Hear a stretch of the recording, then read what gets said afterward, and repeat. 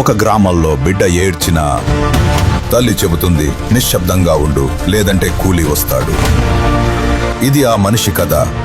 వాడు మట్టిలో పుట్టాడు, కానీ ఈరోజు వాడి ఒక చూపుతో పట్టణాలు దగ్ధమవుతాయి. వాడికి ఏమీ లేదు,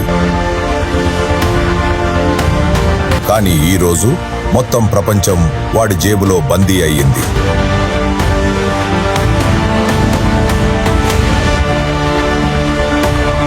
వాడు చట్టాన్ని గౌరవించడు, ఎందుకంటే వాడి పేరే చట్టాన్ని వణికిస్తుంది.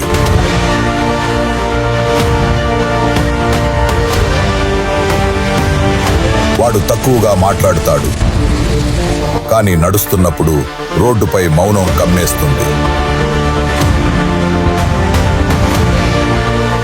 వాడు శత్రువులతో అగిలిపెట్టడు, వాడు నేరుగా బూడిద చేస్తాడు.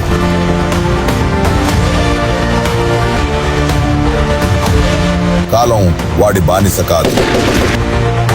వాడు ఎక్కడికి వెళ్ళినా గడియారం కూడా ఆగిపోతుంది.